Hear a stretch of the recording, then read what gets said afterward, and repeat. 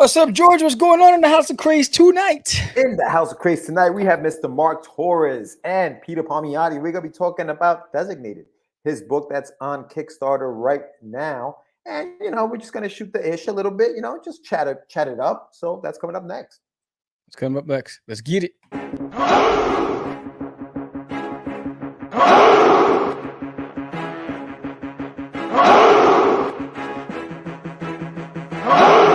We are the only show for independents all around, giving you a platform to spread your word all over town. Cast the Craze is the place to promote to your fans with the dream of Medina and Sam the Crazy Man. Subscribe to our show and never miss an episode. It's time to get your mans, listen to us on the go. Updated every week, we never miss a day. Join the squad, come on in. It's time to catch the Craze. If you are an independent, catch the Craze. Making moves on your own, catch the Craze. On your grind in the streets, catch the Craze. Join the movement, catch the Craze.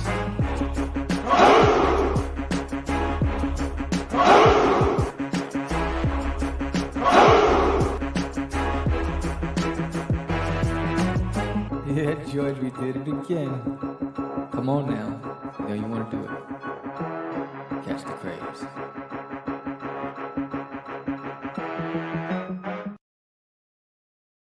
Welcome to Catch the Craze Podcast. I'm your host with the most, Sid, the Crazy Man, Vera, and I am with George, the Dreamer Medina. What's happening, everyone? Welcome to another exciting episode of Catch the Craze. We are live tonight. It's an early show. We have a very special guest.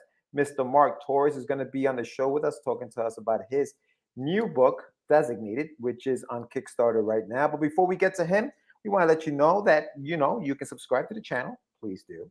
And like, comment, do all those things. We're going to be talking to Mark in a few minutes. And if you have questions, put them up in the chat. If you have questions after the show goes live, just put them in the comments below and we'll get to you. But that's what's going on today. What's going on with you, Sammy? How you doing, brother? a couple of things. I want to say thank you to the subscribers and thank you to the silent watchers who have contributed to getting us to 100,000 views. So that is fantastic. That means, because, when you look at the subscribers, like how with what is that? I don't know how many subscribers we have, 600 or something. 619, right? You would think like how were they able to do that? But when I look at the analytics, we have 70% of our viewership are not subscribed. So and it's an international. So we're big in Indonesia and India, and, so it's so we get a lot of viewers that are not subscribers, but that's pretty dope. So thank you so much for getting us to 100,000 views. That's awesome.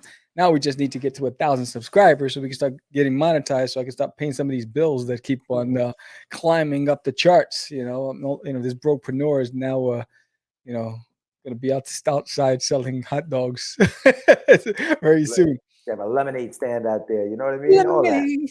All that. Lemonade. Oh, yes. But if you haven't done so already, sign up for the launch of This Nail in My Toilet, issue number 3, I Chihuahua on Kickstarter. Thank you to the 71 who have signed up already. I truly appreciate everybody who has signed up. And remember, if you do sign up, send me your email. Let me know that you signed up, and I'll send you this digital print of Duty's Monsters on Planet Cthulhu.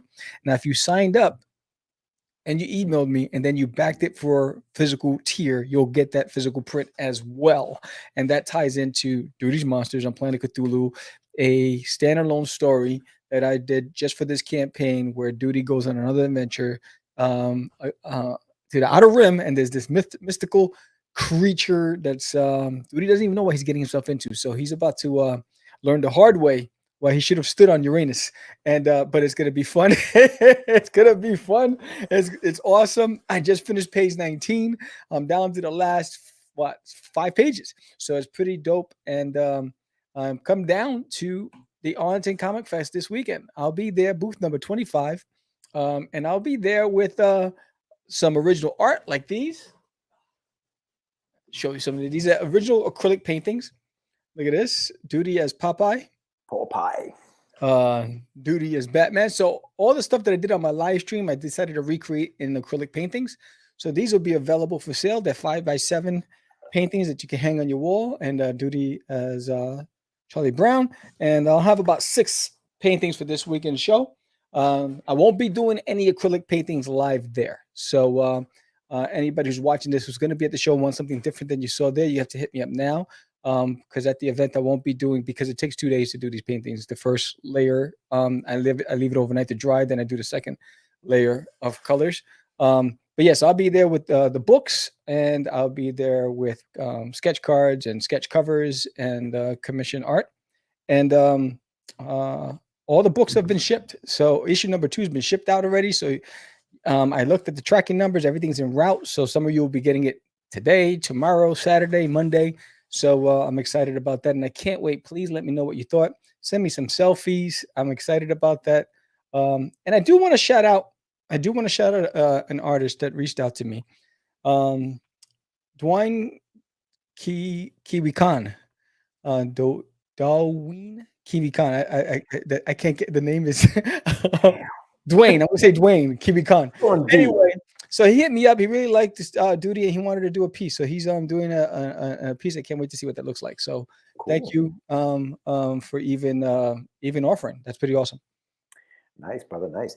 Yeah. On my end, all the Wonder Dog books have been sent out. You guys should be getting them. I'm seeing a lot of people post on Facebook and Instagram. So I got nothing, guys. I'm saving yours for last. I haven't sent you yours yet. I'm debating.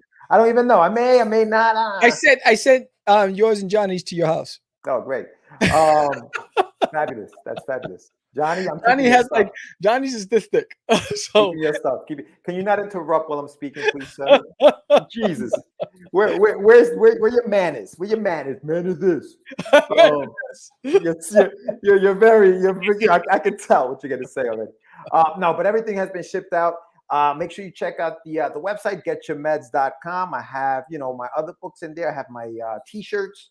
T-shirt designs, all that other fun stuff. And so that's what's going on down here. Oh, you know what I wanted to also mention? So last year, it was episode 214. Okay, 214. We had a guest. That was around November. It was around the holidays. We had our first and only puppeteer. What's up, Ellis? Yeah, first and only puppeteer. Show. Yeah, Mima's Puppets, right? And so I was on social media, and I just found out that she is going to be part of the cast of Sesame Street musical. The Sesame Street musical that's happening. Yeah, that's happening. That's happening here in New York City. I think it starts September 8th off Broadway.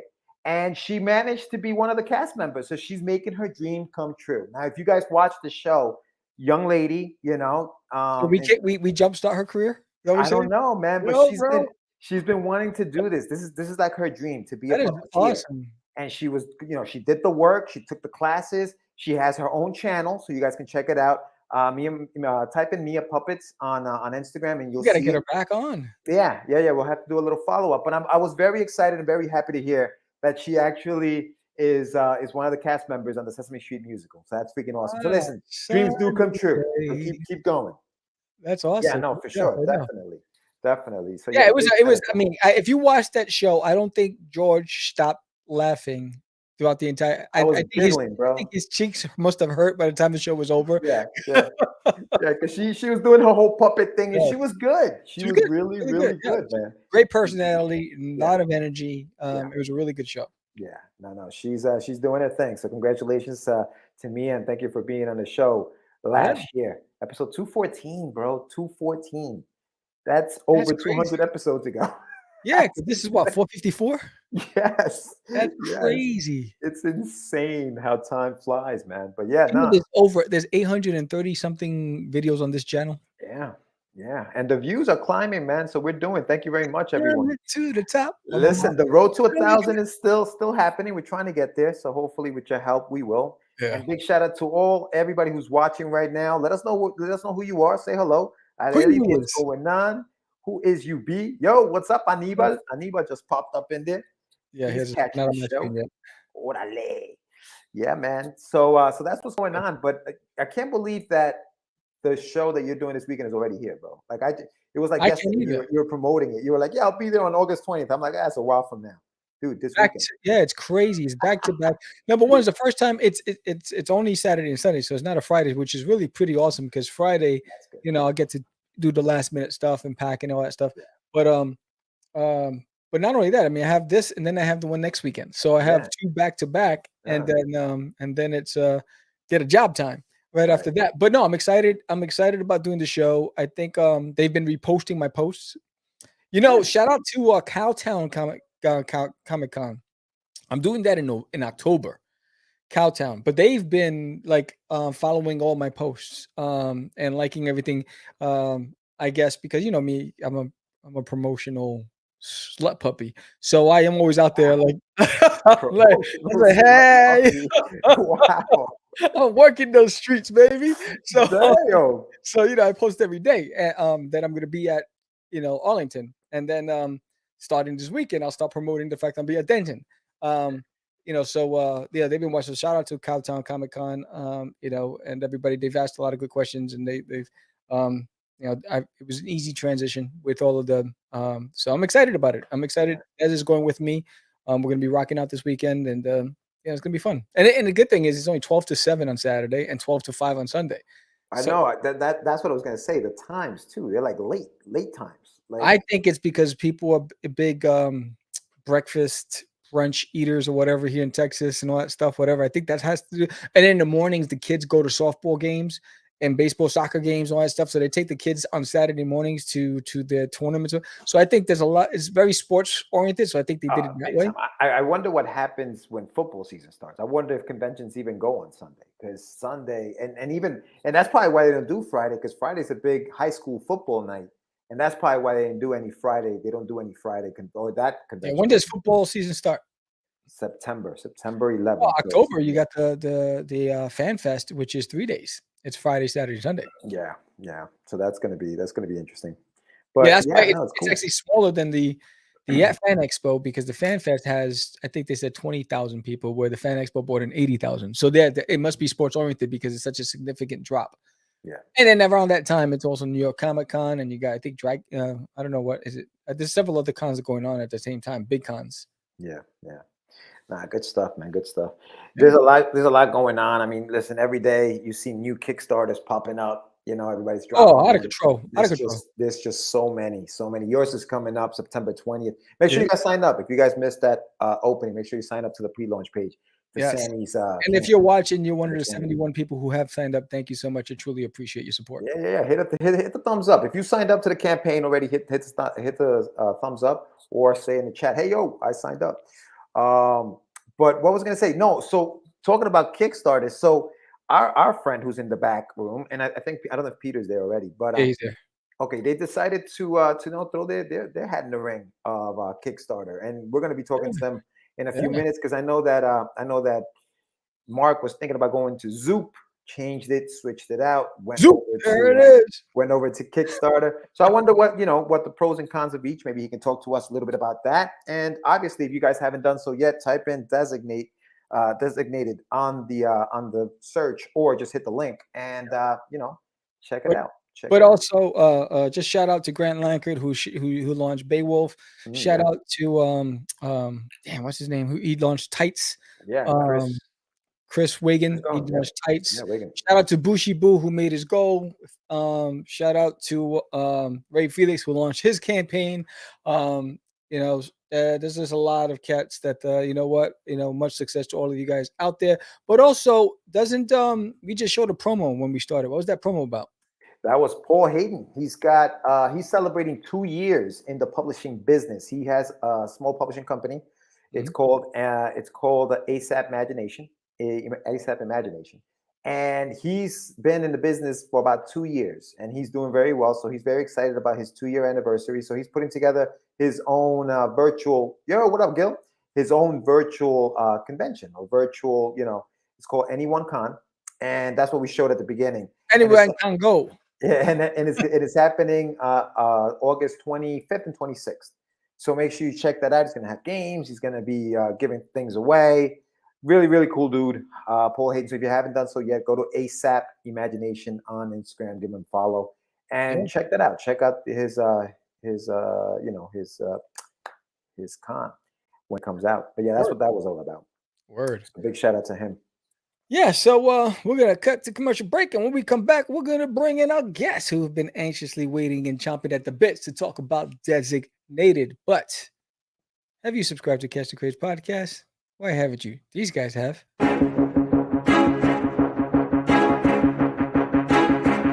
It's Monty Moore. I'm a 30-year comics veteran in comics, games, and movies, and you've been watching one of my absolute favorite podcasts, Catch the Craze. You are watching Catch the Craze. What am I listening to? And you're listening to Catch the Craze. Where are all the indies at? A Catch the Craze podcast. What are you watching? I'm watching Catch the Craze. What are you gonna do? Subscribe now to Catch the Craze, the #1 show online for independent. Have you subscribed to? If you are an independent, catch the craze. Making moves on your own, catch the craze. On your grind in the streets, catch the craze. Join the movement, catch the craze. All right, welcome, Peter Palmiotti and Mark Torres. What's going on? Hello. Do we get to also welcome George because he's also on the project as a guest? Introduce yourself. Oh, that's right. Yes. Welcome me. Thank you, Mark. Thank you for remembering the letter. There's a lot of love. There's a lot of love in this room, as Mark could see in the back room earlier today. We're like this. Word. But what's going on, Mark? How you doing, Peter? What's going on? How's everybody doing tonight? Doing okay. Been just busy. There you go. And Mark, I know you've been busy. You guys have been making the rounds. Yeah, we are 17 days in, and this is probably over 17 different live streams we've done. Oh my goodness! Now listen, I was listening to I think it was like an older episode where you have Christian Lewis on your show. Back in I think it was like the July episode. On your show, it came from the radio, which we're going to talk about in a little bit. Mm-hmm. And you were promoting this. You were promoting Designated even back then. You were starting to talk about it. So when you were booking yourself on these shows, bro, like how far in advance were you booking? Did you have to were some people saying, "Hey, we can't book you now"? Like what was that process like for you, just trying to get on these shows? So with me, our show, our interviews, some of them are like months back. So I always tell everybody, plan in advance. And I know Sam also is like, plan in advance. I need to have some time to work to get it all done. So I reached out. Once I knew what I was going to do, once we knew about the launch date, I immediately started asking everybody. So I would say about a good month and a half out before we even launched was when I started asking people. And it was pretty easy because there was enough time. It was like, plenty of time. Thanks, we'll work it out. Yeah. Pete's the one that's been going last minute stuff, right, Pete? That's me, last minute. I dropped a lot of shows I know of to Mark, and he got in touch with them. But yeah, there were a few people he didn't book, and I inquired, and yeah, we got another 5 episodes or something left. Jeez. 2, short 3, list. 4. We have 5 as of right now. We have 5 more to go. Yes. Yeah. Well, you pre-recorded one before you even came on, and it's airing at 8:00 right after this one. So yes, if you guys miss this, obviously there's another one. So finish watching this one, and then go over there and start from the beginning, and you can watch that. Yeah. So let's introduce ourselves. So Peter, let's start with you. Just introduce yourself to the audience. Who is Peter Palmiotti? Talk to us. I am Peter Palmiotti. I'm mostly been an inker since 1991, so just over 30 years. I've dabbled in everything else, but I have worked for Marvel and DC and Valiant. Been published through Image, and mostly just a whole mess of independent comics throughout the years. And right now, along with Designated, I got Wildcat Anthology, which is on IGG, and upcoming later this year, my own book, Retro, will finally see print. Awesome. Yeah, no, that's awesome. And I can't believe you say 91 and you say 30 years. And you're like, what? 91 was 31 years ago? That's insane, dude. But Mark, so tell us a little bit about yourself. I'm Mark Torres, host of the Came From Radio, officially Big Apple Con. Ever since I was born, I want to be in the comics. We've been doing the radio show. It's going to be our 20th anniversary next year.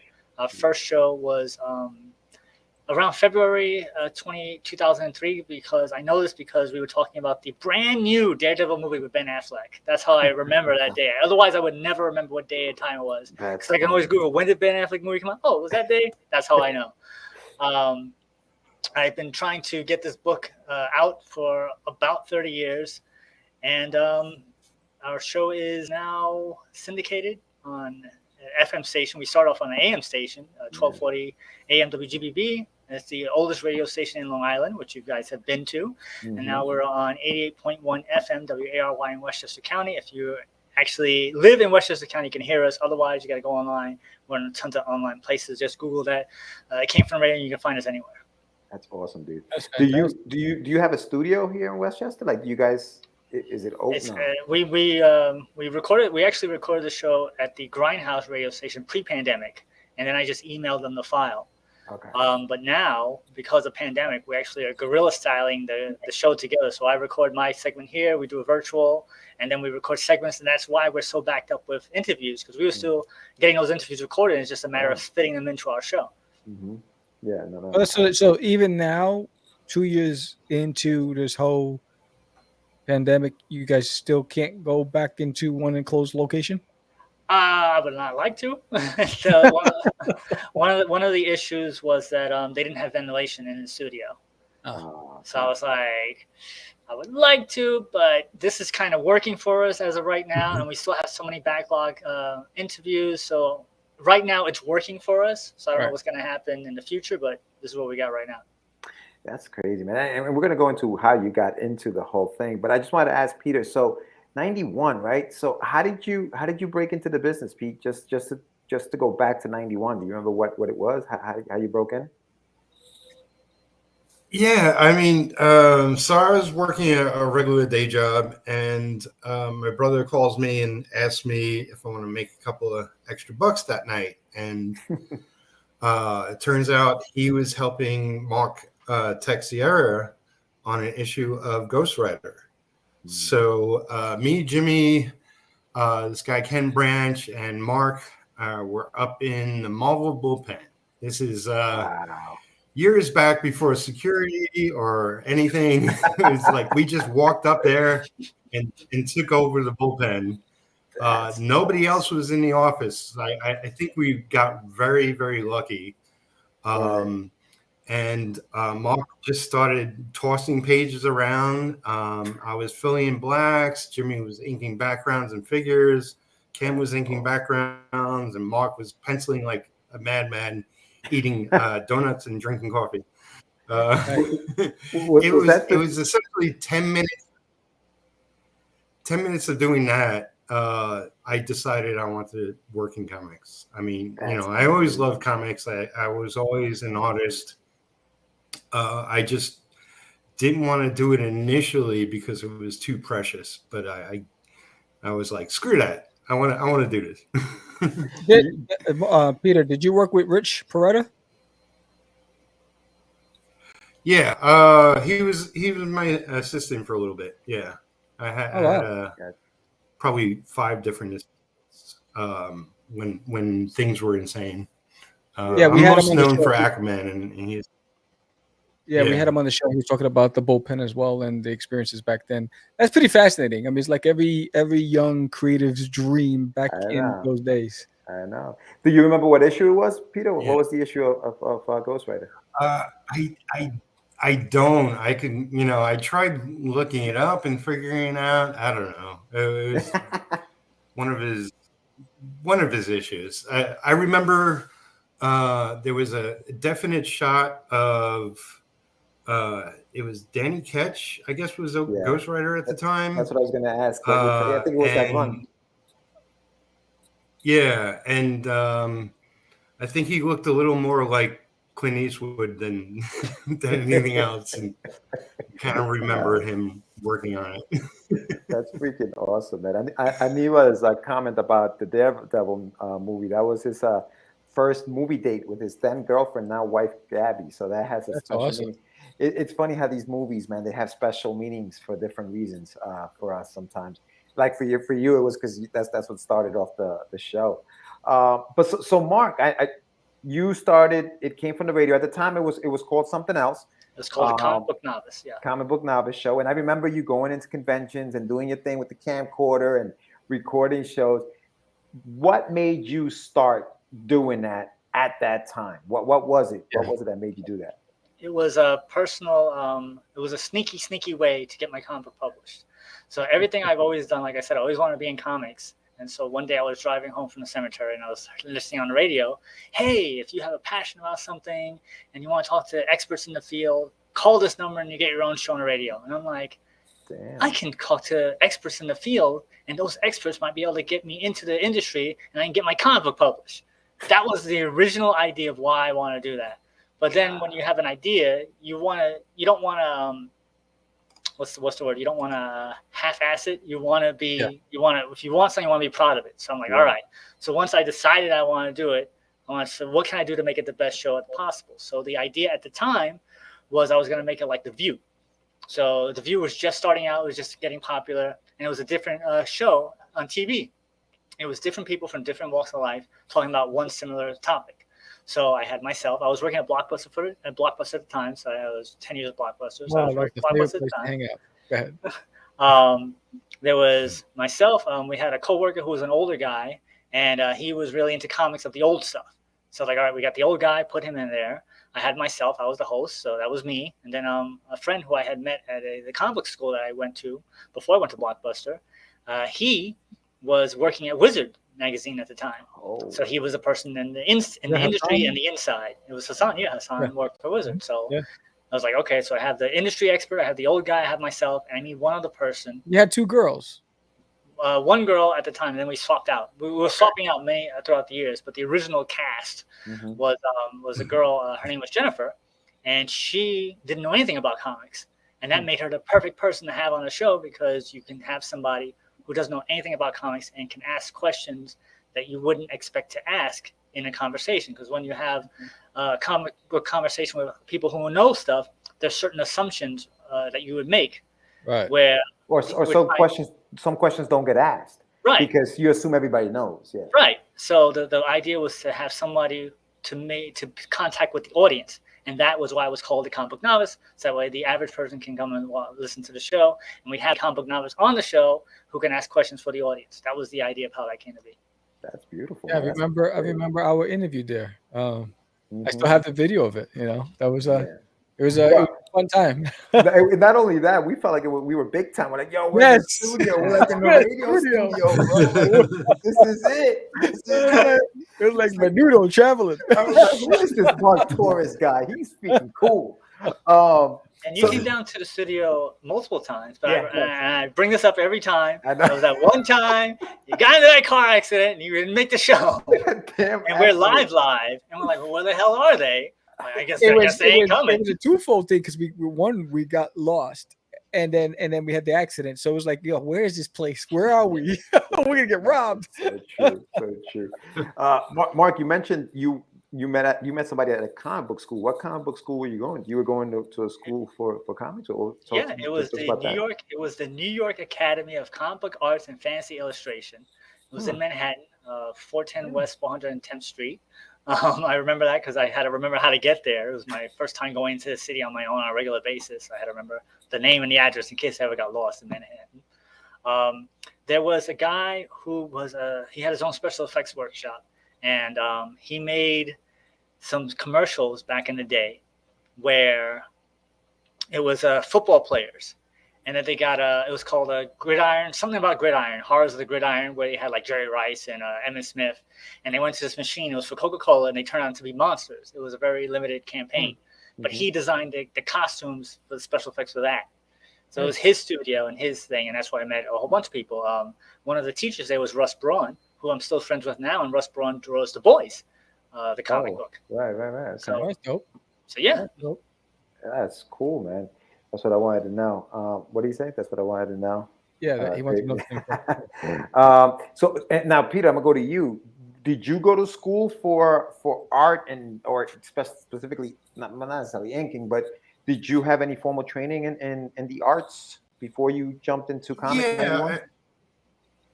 Yeah, I consider myself self-taught growing up, but I did go to high school of art and design for cartooning and animation, and I went to New York Technical School in Brooklyn for advertising art for 2 years. It's a 4-year college, but I only did half of it. And like art school back then is different than what's available now. But I had one really, really great teacher, Mr. Ferguson, in high school. Like throughout the years, I've always seen him come to like conventions. And when I was working on Aquaman, he showed up and I was like, "Hey, look what I'm doing." And he was like, "Ah, impressive." And it was like my best day ever, Yeah, of course. But yeah, it's like for inking specifically, that's nothing nobody learns outside of comics because it's specifically a comic book skill. When I started in '91, it's like I was doing stuff for my brother, so I was filling in blacks and eventually worked my way up to inking backgrounds for him. I worked for a couple of other inkers, as I can get gigs, and I went to conventions to find whatever independent work I can get. And I knew from day one that I kind of sucked as an inker, but I worked on my skill.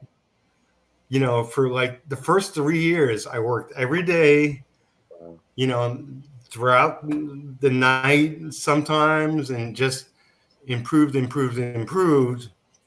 until I got better and could relax a little. Eventually, like while I was working at Valiant, Jim Calfury was working at too, and he saw my improvement. And that's what got me the gig on Aquaman. Him, not the editor, because the editor was like, whatever Jim wants, Jim gets. So they were looking for an inker and got in. Yeah. Wow, that's great, man. I feel like we can have you guys individually on the show and just talk so much about like just your careers and stuff. But we definitely want to talk about the campaign and the book itself. Yes. So Peter, I just want to have a question absolutely. for Peter. So what was it about Designated that attracted you to the project? Well, when I met Mark years ago at a small New York convention, I was always about the art first, and I was impressed with the art. And he gave me a script, and I took the script home and read it, and gave him a call. And was like, "This is a really good script. It's a beginning, middle, and end. It's 5 issues, a complete story." And I was very impressed because, most of the time the stories weren't so great in the small independent books I was working on. So this was like, this is a step up. Let me go with this guy. Yeah, you know what? 2003 was very, I feel like everybody was like, "Yo, I want to put my own book out." And you're right. Some of it wasn't, it's not what you see today. Like today, I feel like the levels have definitely improved. But Mark, and I will say, because I'm lettering the book, so I've read the script. It is. I agree with you, Peter. Very, very well written, and it moves. It's got a good pace to it. I definitely do like it. And I know that you mentioned going to that school, and we'll jump into that campaign, Mark. But I had a question for you as far as the writing part of it. Is that what you went there for? Was it writing? Was it creative writing? Was it drawing? Did you draw? I went there to be a comic book artist. I didn't know at the time, young me did not know that the writer was the person that writes the story. I thought the artist was the one that controlled the story and made things happen. So that was one of the couple things I learned at that school. What I learned at that school is mostly about the business and like outside of stuff as opposed to actual things learned in the school. Like when I went there, I was like, oh, the writer's the one that does the story. I'm a better writer than I am artist. I draw like an inker. Those are the things I was told, as opposed to things I was taught. And I learned. Those are things I learned. Oh, for $2,000, you can make your own comic book. Okay, that kind of stuff. Right. You were like, all right, I'm out of here. Thanks. I'm gonna start doing my comic. That's what I need. I stayed there the entire. It was two courses, so I stayed there the entire year. I think it was a year and a half. But I stayed there the entire time just to learn stuff and interact with people. So yeah. And so obviously you applied a lot of that to what you're doing today. And now we have, yeah, no, absolutely. And now we have the book Designated, which is on Kickstarter right now. It's live for those who might be interested in, pledging to the campaign. There are 12 days left. We have 30 backers. You have a $6,000 goal, and you're more than halfway to it.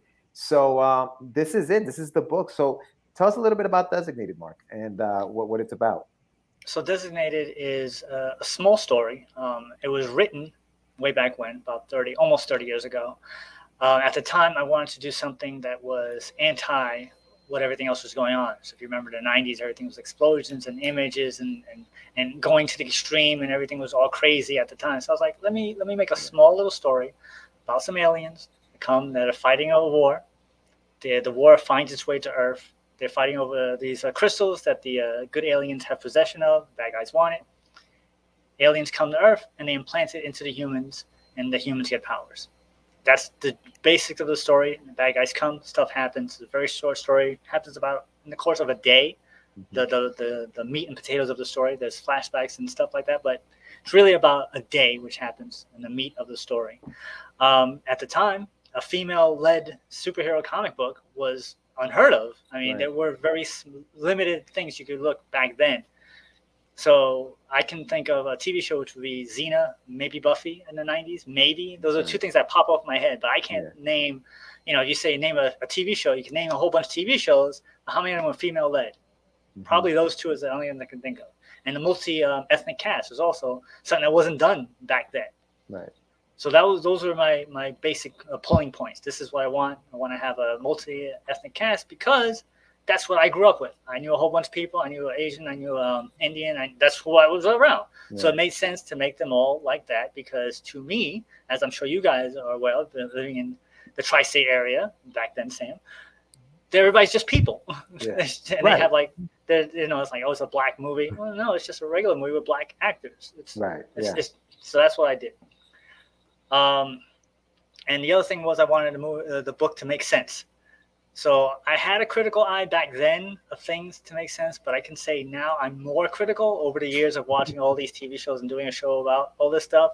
So back then I wanted stuff to make sense, and that was the other thing. So it's a little story about aliens that are coming in that makes sense, and they gain powers and stuff happens, and that's it. What were your biggest challenges when you were writing it? Like when you're talking about a story has to make sense, sometimes you get in your own way of telling the story because you're like, that doesn't make sense. Oh, that doesn't make sense. Oh, I can't do that. I can't do that. What were some of the challenges that you faced writing this story? The biggest challenge was every time I had an idea, the idea didn't necessarily fit in the position of the story that I was at. So I had to put it over there. And like, how do I get to that point? And then sometimes I never got to that point. I got close to that point, but I was trying my hardest to steer it in that direction. But every time I wrote any page was always, why did this happen? What do I need to happen? Why does what happened make me need to get to what happened? Which is why sometimes I had an idea and I never got around to it. Right. So the simple thing is, why do they have powers? Okay, they have the gem planted in their head. So, and that was built off of what their powers are. And I made them kind of a mind-based power. So always connected to that. Okay, so how do they get implanted? It has to be someone who has the skills to implant it into your brain. So what's the best way? Aliens. Aliens was big in the 90s. That was the thing. Aliens were big. I mentioned this on another stream. There was that tape, the Jonathan Frakes alien invasion, the alien autopsy tape. You guys remember that? Yeah. That was a big thing in the 90s. So aliens. All right. So aliens. So now, like, how did aliens get here? Well, aliens crashed in Roswell, New Mexico in the 40s or whatever it is. So I need to explain why it took him so long from the 40s to the 90s. So he had to incorporate into the world. He had to work his way up to be able to perform neurosurgery. So he had to learn neurosurgery. You don't learn neurosurgery over a day. So I had to explain the time. Right. And then I go, okay, so why is he here? Because he's running away from the other bad guys. How come the bad guys didn't get here? So I had to figure out why the bad guys didn't get here. And it just kept on leading to piece by piece by piece as to why. So I think that was the biggest challenge. And sometimes you hit that wall and you just got to step back and just sit and think, why? And you go, oh, I got an idea. And then you squeeze it in there. You could have, it's interesting your approach, because when I was listening to you and then you listen to all of the the stories about alien probing and abductions. You could have gone that route and just say they implanted them because they abducted everybody, inserted them, dropped them back on the planet. But you decided to go a different route, which which was good story building because you added your own twist and you didn't just capitalize on what was trending. You know what I mean? So I thought it was why did you go that route rather than what was typically heard, everybody knew and heard? I was abducted, they put a chip in me. I was abducted, they put a chip in me. I don't know. It just. I guess it didn't occur to me. I guess that's the simplest answer. It didn't occur to. It was on another stream, and someone was like, "Well, shouldn't the probe be up the butt?" I'm like, that's how you get it to the brain. I was like, "Oh, I never thought about that." They just put it in the brain, and through the butt. So that was it. Just never occurred to me. Oh, these silly YouTubers. Hey, so Mark, in 30 years, right? You wrote the story 30 years ago. At any point, did you find whether it was because maybe somebody had done it already and you're like, oh, I got to go change that? Or at any point did you decide, you know what, I can tweak that. I'm a better writer today. Let me go in there and change that a little bit. Did you ever have any of that? It was a long time ago since you wrote. So the problem is that it was already penciled also back then. So it's almost impossible to change it. So let's say, for example, you're making a movie. You write the movie, you film part of the movie. So you have existing footage that you can't really change. It's what it is.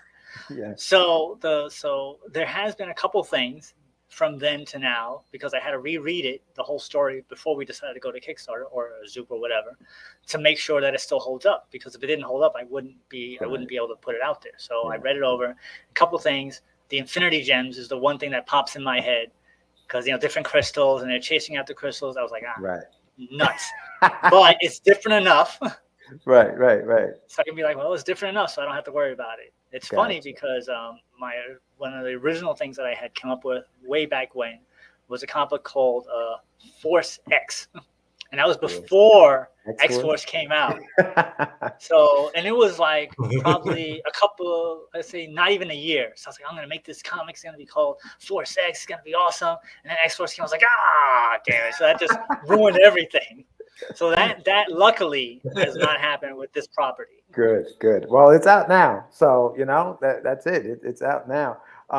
You want to just go into the page, Sam, so we could take a look at it and tell us about what. Talk us a little through some of the things that we're going to be seeing in the campaign. So, Sam, do you have a question for our letterer? How did you get on the project, George? Mark reached out to me. Actually, this goes into the Zoop thing. He reached out to me, said, "Hey, George, he had a couple of questions about it. I had just finished my Wonder Duck campaign, and he was talking about he was trying to put this out, and I was excited about it because I knew about the project, and so I was like, holy cow, that's cool, man, that you're gonna do this." And he's like, "Hey, man, would you like to letter it?" And I was like, "Dude, yeah, all right, cool, let's do it."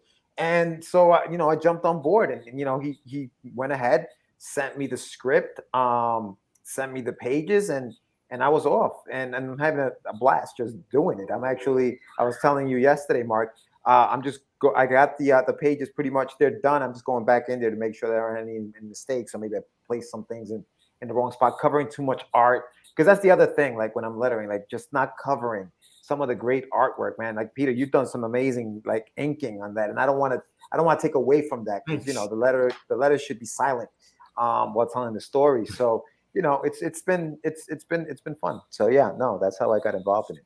So for anybody who's a letterer in the industry, you have your own book, you're lettering my book, you're lettering this project, you have other few projects. How do you multitask and how do you manage your time?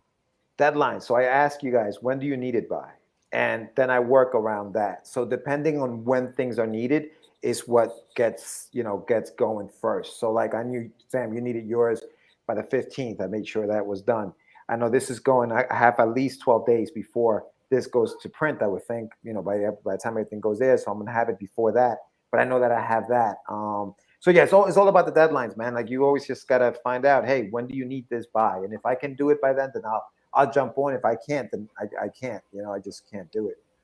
That's a very good tip. Pete, would you agree with me that deadlines is more important than the quality of your work? No.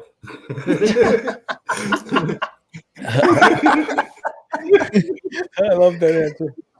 No, simple. That was awesome. As the Palmiotti thing just blinks, it's like no. Oh, that's amazing. So what can people expect from this campaign? What are they getting? Walk us through it. So right now, it's the first 22 pages of the book. As I mentioned, the book is already fully written, fully penciled, mostly inked, partially lettered. So we have the ability, by some miracle, we can make certain stretch goals that we can give you issue 2, issue 3, issue 4, and issue 5 in this very campaign.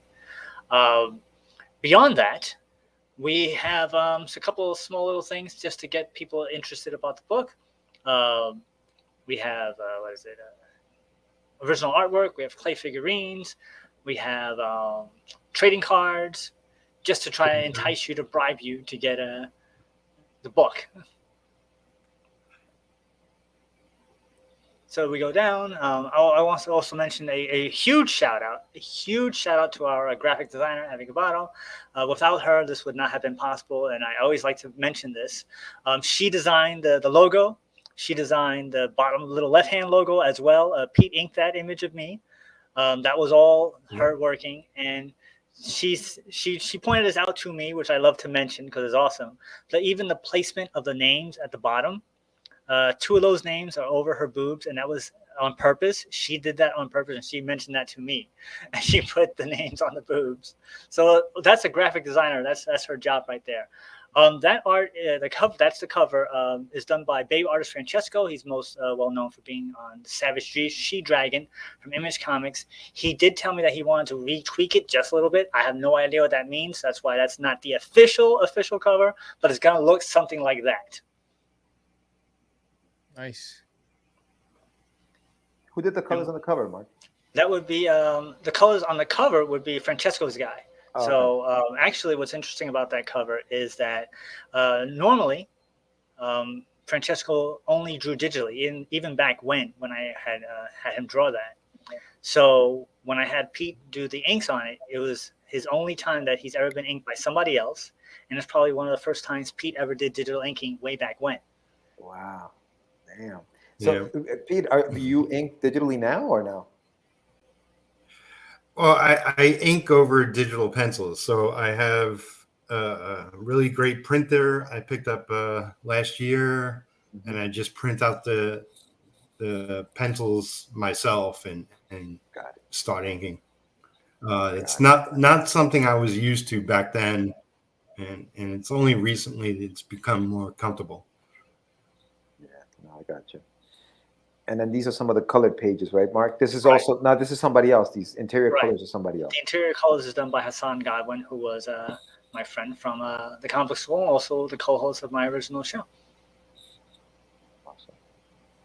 Is he going to continue to color the rest of it, or is that? That is the plan. That's one of the reasons why we have such a high goal. I know a lot of people are like, the goal might be a little high, because that's how much it's going to cost to do it. One of the things that I've was a debate over the 30 years was make it black and white, make it color, make it 5 issues, make it 1 issue. It was all back and forth and up and down. And so the decision was your input for that, George, to make it color and to use the Kickstarter to help fund the coloring. Yeah. So that's on you right there. That's why it's on you. Oh, that's on me. Damn. So Anibel's asking, hey Mark, is there an estimated time span for the project to be completed, the whole run?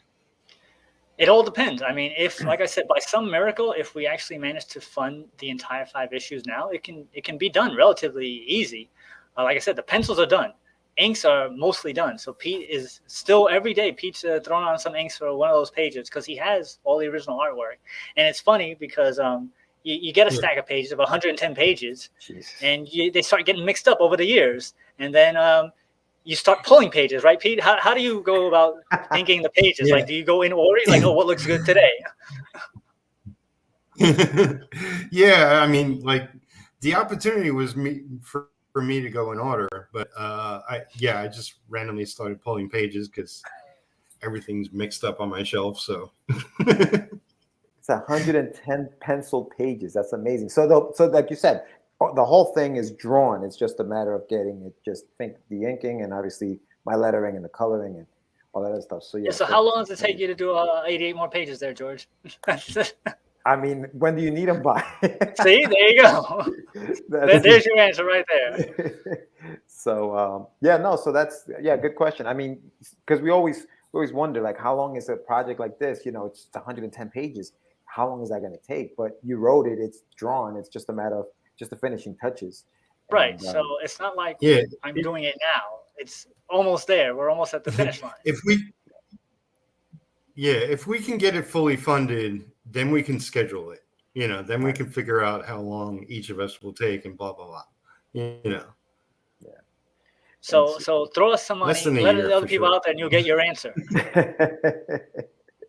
So you have original pages that you're given you have on the campaign. Yeah, original pages.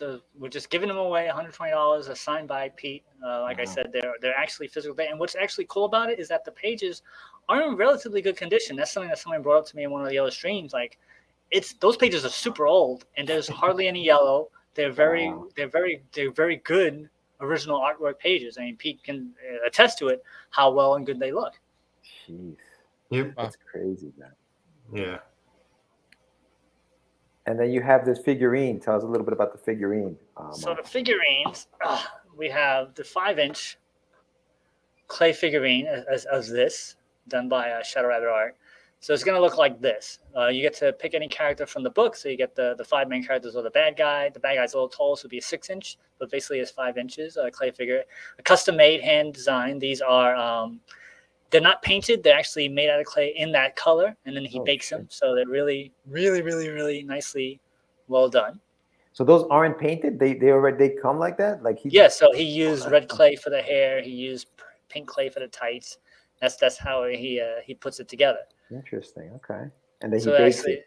So you won't even degrade over time because that's the color of the clay. It was not painted. Huh. Interesting. Put that up on the screen again. Nice. Yeah. It's really nice details. And this is the 5-inch. So this is what it looks like.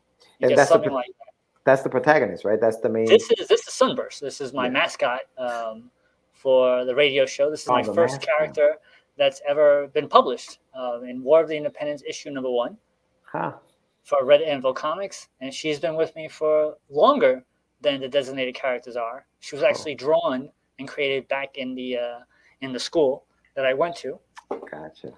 And she's just been a favorite of mine. And she actually is not only was she my first published character ever, but she was also in a crossover that I managed to do, which was the Sunburst Phaser crossover with Mariano Nicieza, which is Fabian's brother, co-creator of Deadpool. It's War of the Independence, issue #2, Phaser Sunburst crossover that we got done, and that was 2010, if I'm not mistaken. So I got my book first published. It was my first time ever getting my character out there, but it still wasn't something that was all mine. So it was a crossover. So it was a collaboration between me, Mariano, and myself. So it wasn't the same as if you're doing it all on your own. And I remember when we got the reviews back for that book, seeing as how I had very limited input beyond the idea of the story and what my character did, those reviews were rough.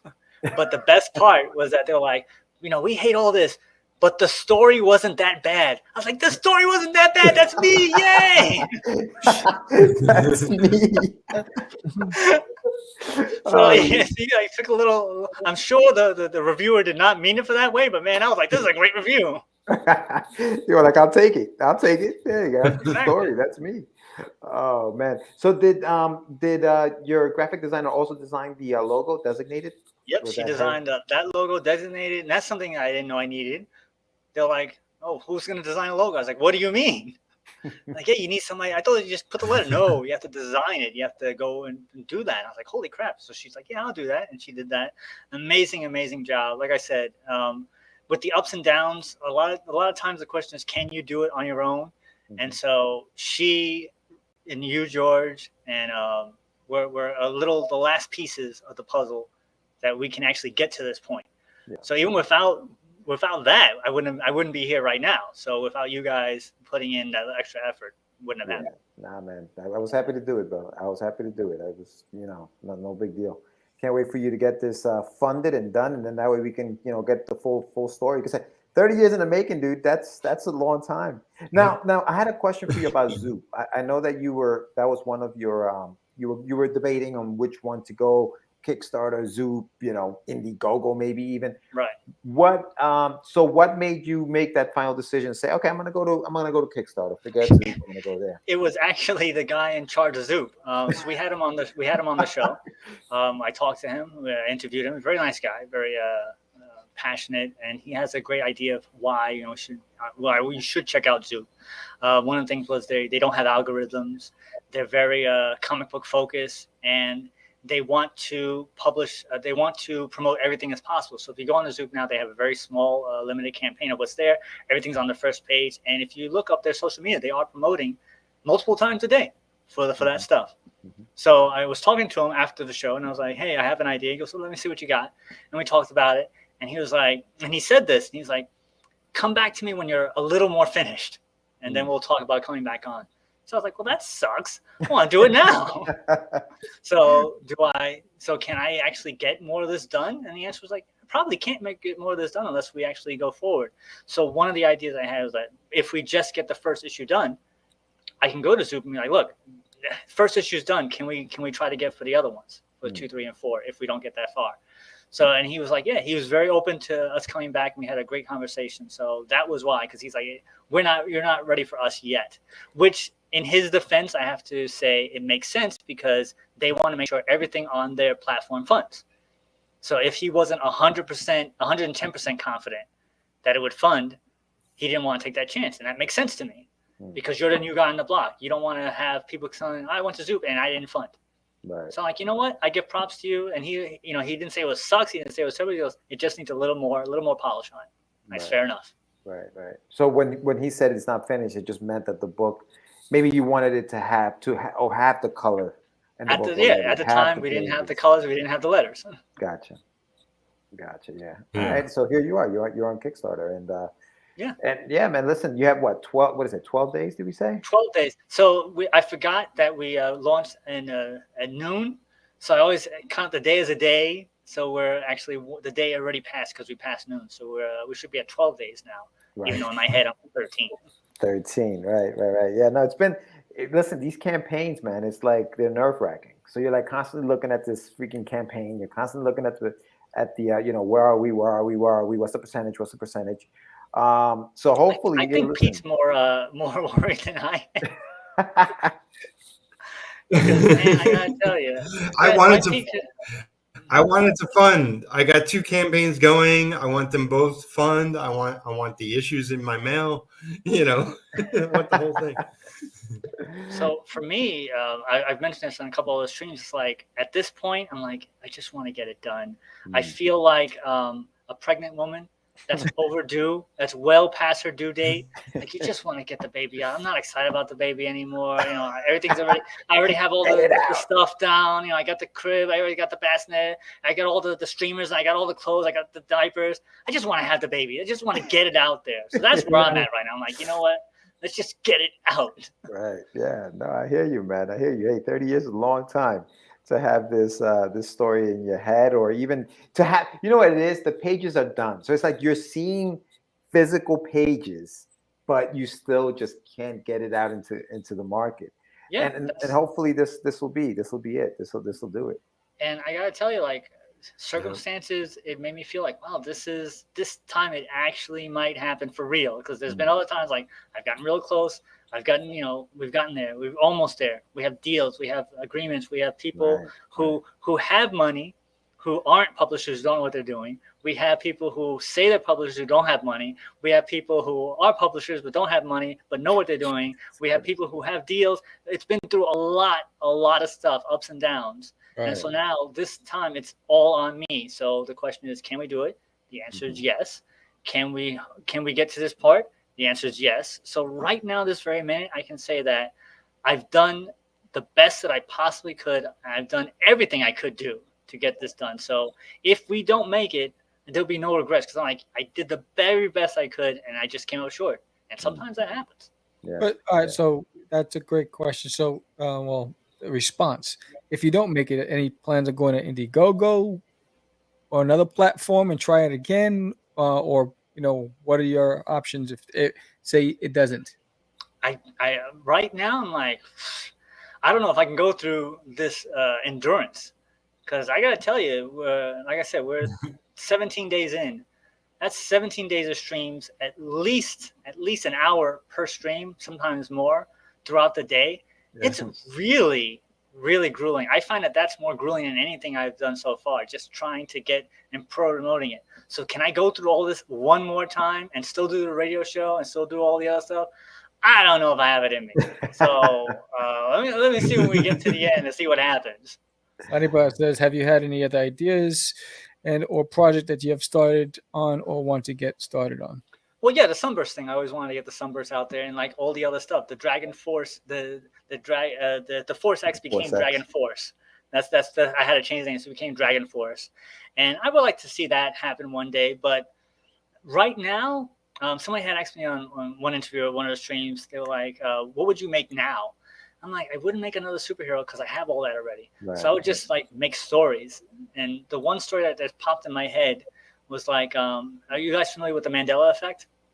The Mandela effect. I've heard of it. Yes. That you remember something that's different from what was, and a lot of people remember that. So it goes off on the idea, hey, maybe it's like an alternate universe type thing. So I have an idea, which, I mean, it's just an idea. It's not fleshed out or anything, so whatever.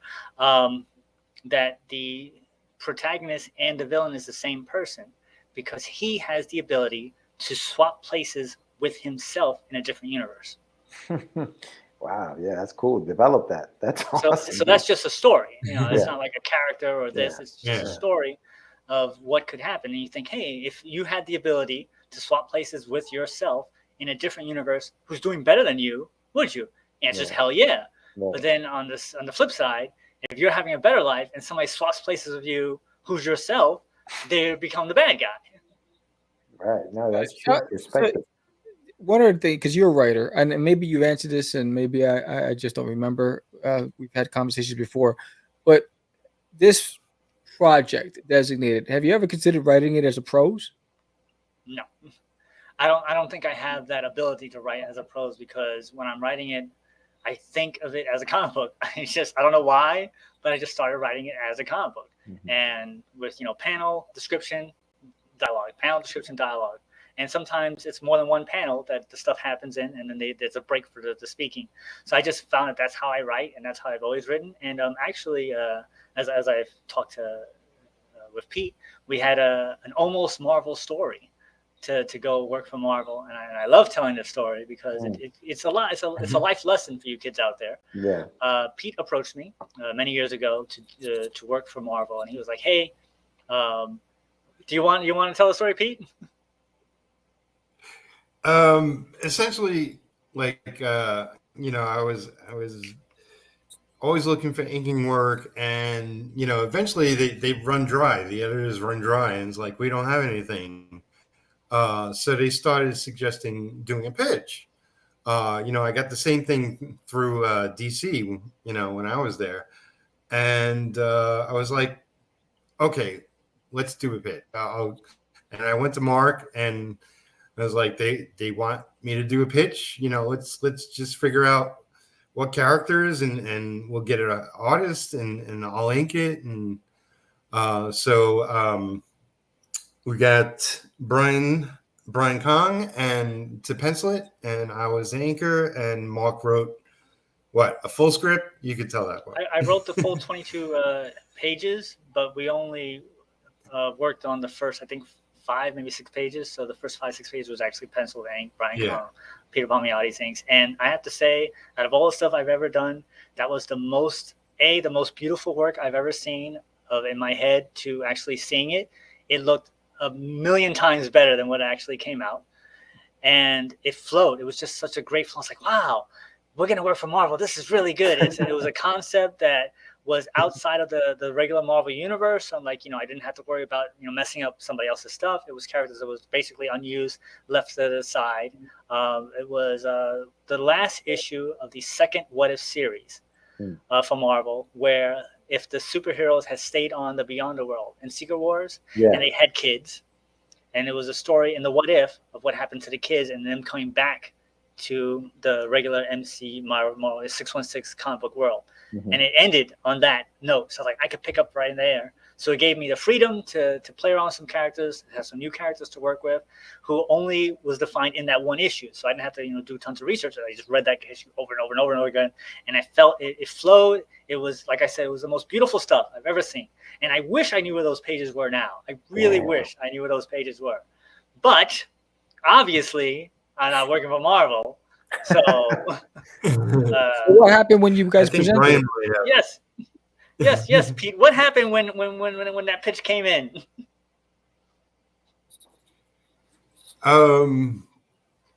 Nothing. I mean, like Marvel, like I know, like Dave Ryan pitched a bunch of stuff, which he still talks about to this day.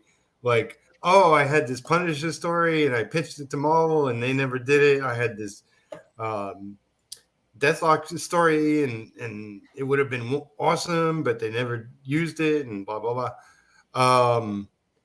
They, like they could only publish so many books. They only have so many editors and yada, yada, yada. There was never a spot never opened, essentially. So we didn't get a break. So you guys went through, you wrote it, Mark, Brian drew it, penciled it, and then you inked it, 6 pages, and then you inked it, and then nothing came of that. Damn. Yeah. And if I remember the dagger in the back, the little twisting part was they're like, oh, it looks good, but we're kind of going to do something with the Secret Wars. It's going to be the anniversary, which they never did. And what else do you got? I had nothing. That was it. I had nothing. Oh, dude, that's crazy. I mean, I would have loved to have seen sequentials by Brian Kahn. Because he's known for one shots, right, and splash images and character designs, and I would love to have seen a sequential project with that. I wish. Yeah, he probably still has them though. He probably does. Pretty sure Brian has the pages. Yeah, I'm pretty sure. You can ask him. Yeah, no, and then Peter, just a quick, side here, just a little side. So Retro is your book. Is that something that you penciled and you obviously did your own inks and stuff like that, or what's Retro, real quick? But the issue 1 is I got a friend of mine to pencil it. He's gone on to painting and illustration. So with issue 2 on, because it's going to be an ongoing series, I'm going to be doing everything. So cool. I'm writing, inking, coloring the first issue. With the second issue on, I'll also be penciling. The first issue, it's mostly done. I got to sit down and really color it. I got to learn how to use my tablet better and blah, blah, blah.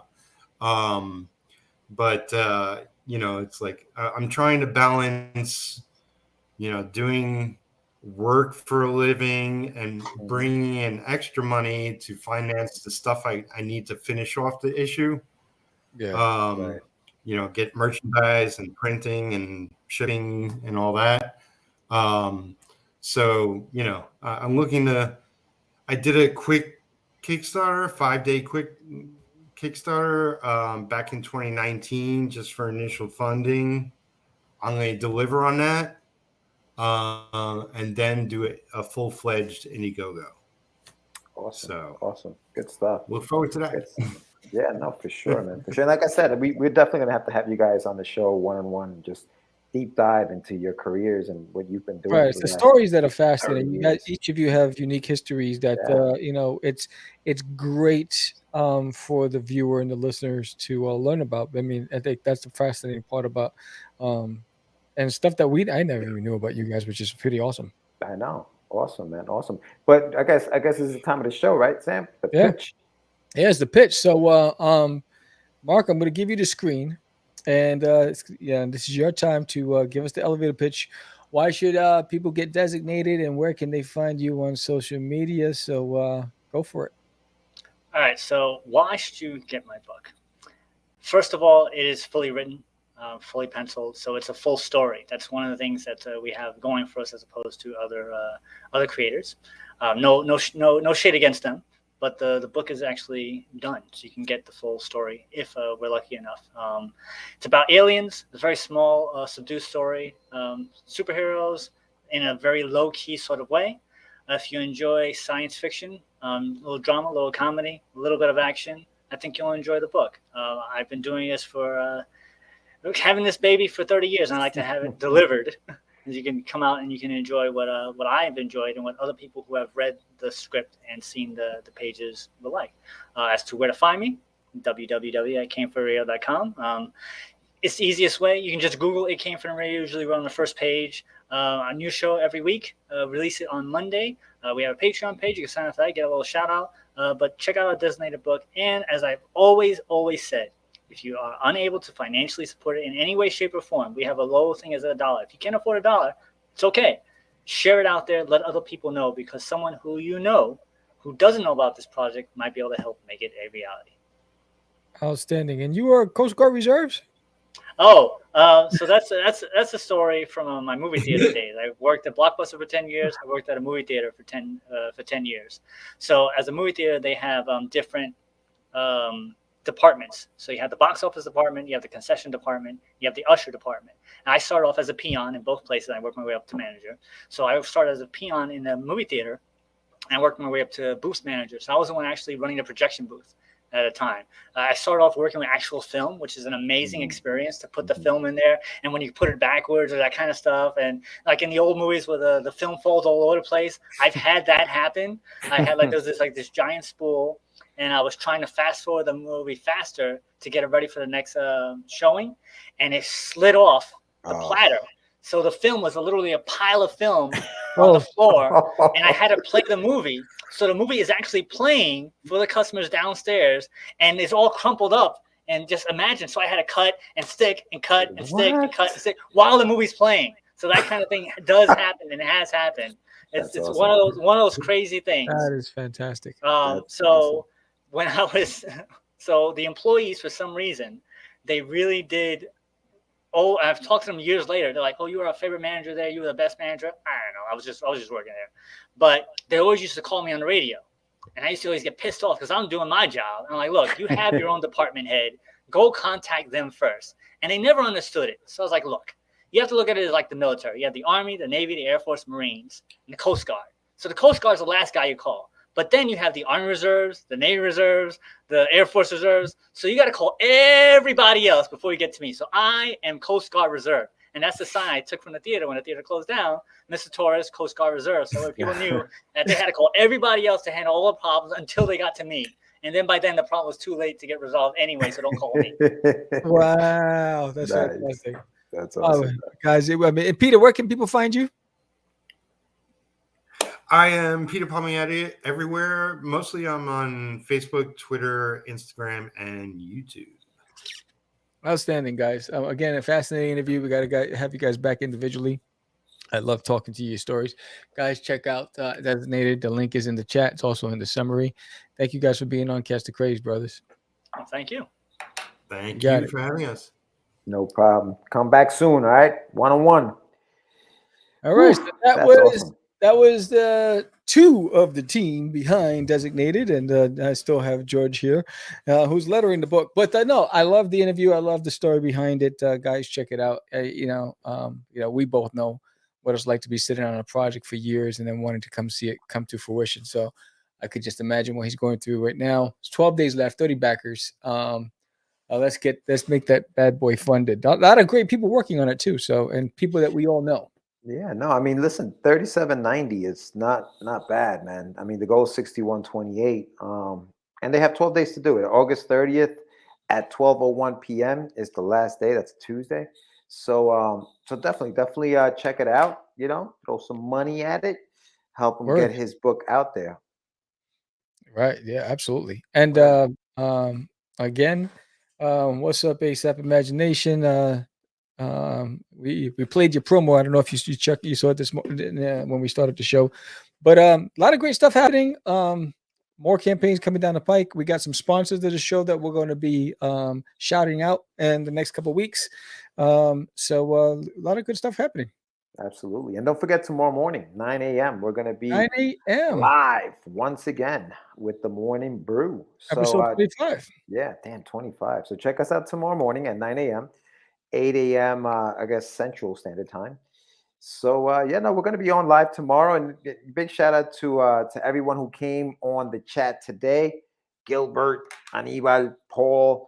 Who else was in here? Sam, Marky Mark, obviously, was in here. Adelis, big shout out to her. Yeah. I came on late, so check it out. Yeah, much love, definitely. Paul's hysterical, man. I go back and forth on DM sometimes. He's a good guy. Yeah, make sure you guys check that out as well. His Anyone Con is happening August 25th and 26th. So make sure you check that out. Follow him on social media, ASAP Imagination. Paul Hayden, really good guy. And yeah, man, that's all I got for today, Sam.